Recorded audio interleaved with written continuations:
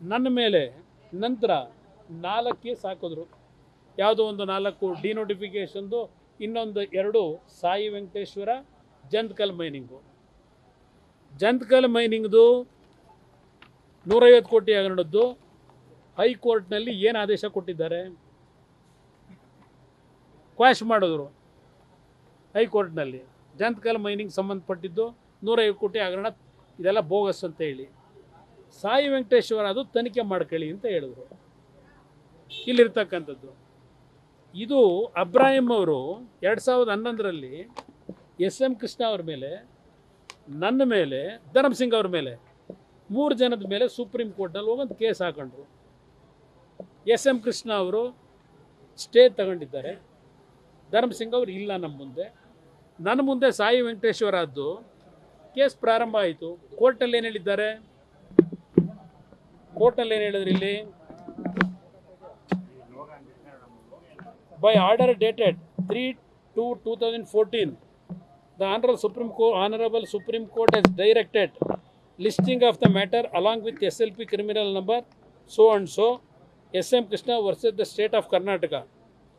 ಆಮೇಲೆ 5ನೇ order by order dated 29/3/2017 the Honorable Supreme Court directed that the special investigation team to make a thorough investigation with regarding to the allegations which has been made in the complaint against the petitioners. 3 ಜನದ್ದು 3 ಮುಖ್ಯಮಂತ್ರಿಗಳ ಮೇಲೆ. ಆಮೇಲೆ ಹೇಳಿದ್ರು, it is further directed that SIT shall file a report before the court in respect of the investigation so to be carried out within a period of 3 months from the date of order.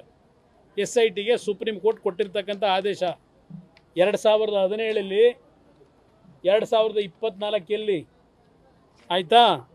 It was made clear that no other court shall pass any other orders with regard to these matters till the matters are finally decided by the Honorable Supreme Court. ನಿಮ್ಮನ್ನು ಹಿಡ್ಕೊಂಡಿರೋರು ಯಾರು? Supreme court ಮುಂದೆ ಹೋಗಬೇಡಿ ಅಂತ. ಇದಕ್ಕೆ ಪ್ರಾಸಿಕ್ಯೂಷನ್ಗೆ ಗವರ್ನರಿಗೆ ಕಳಿಸೋ ಈ drama ಯಾಕೆ? ಎದುರಿಸಕ್ಕ ನನ್ನ ಎದುರಿಸ್ಲಿಕ್ಕೆ, ನಾನು ಬಾಯಿ ಮುಚ್ಚಿಸ್ಲಿಕ್ಕ ಇದು ಮಾಡ್ಕೊಂಡಿರೋದು ನೀವು. ಅದಕ್ಕೆ ನೆನ್ನೆ ಎಲ್ಲ ಕುಮಾರಸ್ವಾಮಿ ಮೇಲೆ ಗವರ್ನರಿಗೆ ನಾವು ಕಳಿಸಿದ್ದು ಅಲ್ಲ 8 ತಿಂಗಳು ಆಯಿತು, 6 ತಿಂಗಳಾಯಿತು, ಅವ್ರಿಗೆ ಪರ್ಮಿಷನ್ ಕೊಡಲಿಲ್ಲ, ನಂದು 24 ಗಂಟೆ ಒಳಗೆ ಕೊಟ್ಬಿಟ್ರು, ನೋಟಿಸ್ ಕೊಟ್ಬಿಟ್ರು. ಇದು ಯಾಕೆ ಡ್ರಾಮಾಗಳು? ಹೆದರಿಸಿ ನೀವು ತಪ್ಪು ಮಾಡದೇ ಇದ್ದರೆ, ನಿಮ್ಮೆಲ್ಲ ನೈತಿಕತೆ ಉಳಿಸ್ಕೊಂಡಿದ್ರೆ. ಈಗ ನಮ್ಮ ಸಂವಿಧಾನದ ಹೆಡ್ ಅವರು ಗವರ್ನರ್ ವಿರುದ್ಧ ರಾಜ್ಯದಲ್ಲಿ ಮೊದಲನೇ ಬಾರಿಗೆ, ಬಹುಶಃ ರಾಷ್ಟ್ರದಲ್ಲೇ ಇರ್ಬೋದು, ಈ ರೀತಿ ಗವರ್ನರ್ ಮುಖಕ್ಕೆ ಫೋಟೋಗಳಿಗೆ ಕಪ್ಪಸಿ ಬಳದು ಟೈರ್ ಸುಟ್ಕೊಂಡು ಮಂತ್ರಿಗಳಿಂದ ಹಿಡಿದು ಎಲ್ಲರೂ ನಾಳೆಯಿಂದ ಪ್ರತಿಭಟನೆ ಇಡೀ ರಾಜ್ಯದಲ್ಲಿ ಮಾಡಬೇಕು. ಏನು ಸಾಧನೆ ಮಾಡಿದ್ದೀರಿ ಅಂತ ಗವರ್ನರ್ ವಿರುದ್ಧ ಪ್ರತಿಭಟನೆ ಮಾಡ್ತೀರಿ? ಯಾತಕ್ಕೆ ಮಾಡ್ತೀರಿ?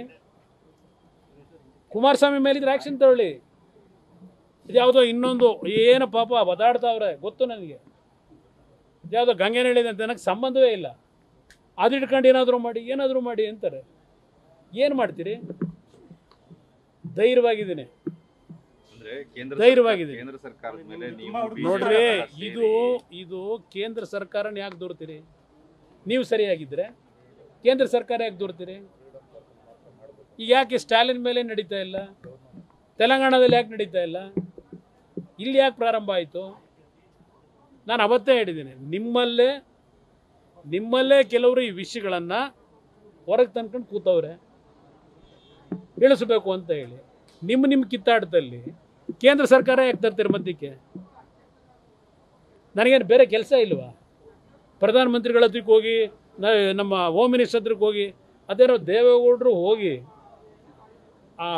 ನಮ್ಮ ಕಾಡುಗೊಲ್ಲರದು ಮತ್ತಿನ್ನು ನಮ್ಮ ಕುಂಚಿಟಿಗೆ ಹೋಗ್ಲಿರೋದು ಒಂದು ರಿಸರ್ವೇಷನ್ಗೆ ಚರ್ಚೆ ಮಾಡಲಿಕ್ಕೆ ಇವ್ರ ಹತ್ರಕ್ಕೆ ಹೋದ್ರೆ, ಹೋಮ್ ಮಿನಿಸ್ಟರ್ ಹತ್ರ, ಅಯ್ಯೋ ಹೋಗಿ ಅಮಿತ್ ಶಾ ಅವ್ರ ಹತ್ರ ಇವ್ರನ್ನ ಜೈಲಿಗೆ ಹೆಂಗೆ ಕಳಿಸ್ಬೇಕು ಅಂತ ಚರ್ಚೆ ಮಾಡೋಕ್ಕೆ ಹೋಗೋರೆ.